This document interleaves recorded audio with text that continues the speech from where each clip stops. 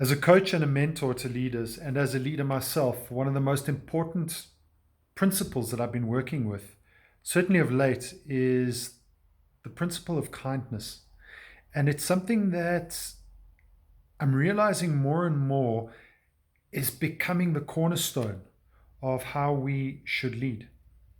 You know, the more I look at the news and the more I look at social media and the more I look at what people are struggling with, the more I see how polarized we are because people are fearful, because people are angry, because people are confused.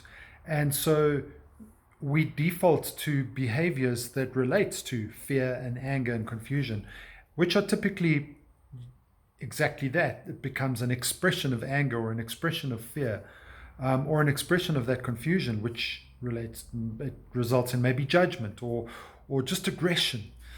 And what's desperately missing is kindness.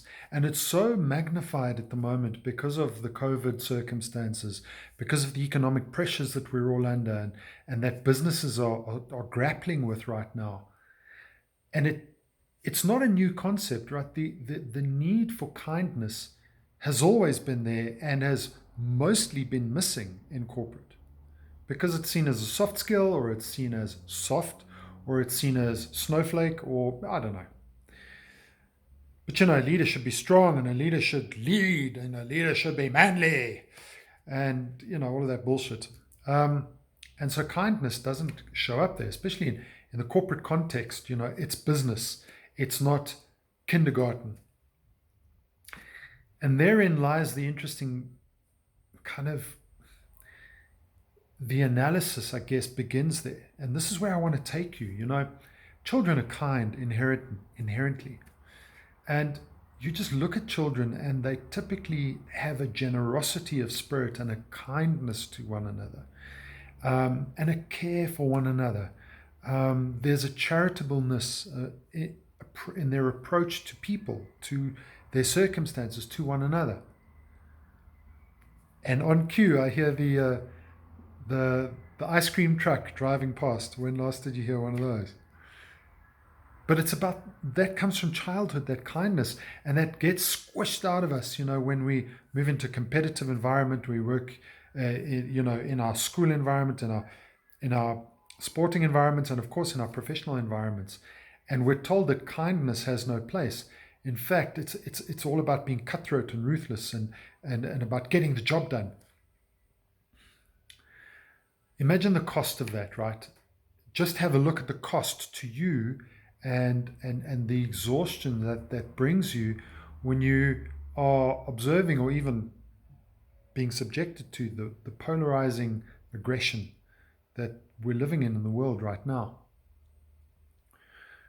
I look at myself, and I was a gentle child. I was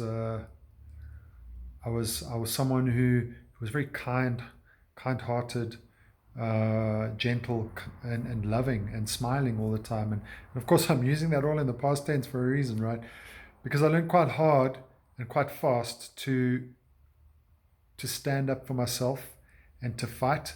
And that turned me into a very tough person. And then toughness replaced kindness.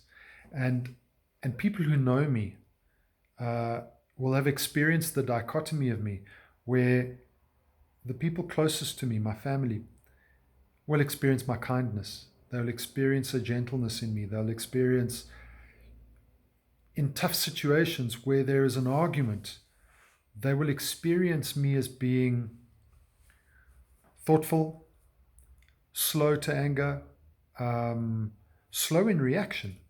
And I think that's the key, right?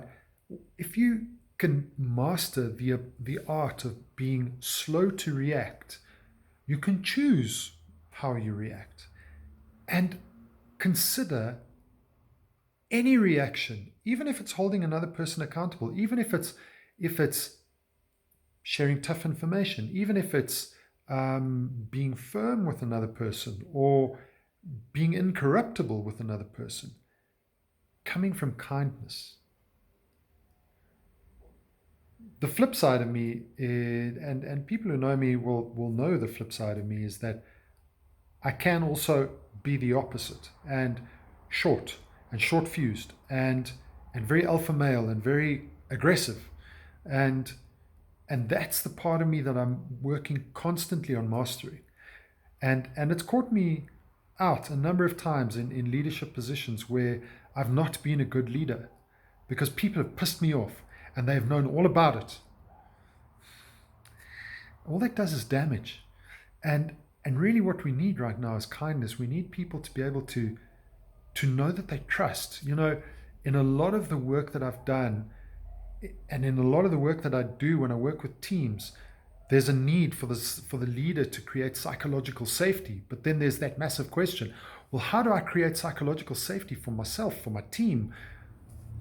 Start with kindness. You know, when people around you are kind to you, you trust them. And that creates a psychological safety. This is someone I can engage with because I know they're not going to tear a ring into me.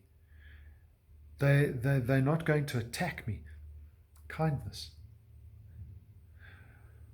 So what I'm leaving you with is a challenge to really work on putting space between your thoughts and your momentary reactions into what follows. And in that gap, work on putting kindness in there. It's something I'm working on. It's something I've been reminded of recently by my friends and conversations I've had, and my family and the people that I love. And it's really my superpower, right? When I come from kindness, I tap into wisdom. I tap into endless resources, endless possibility, endless potential in my relationship with the people that I'm engaging with.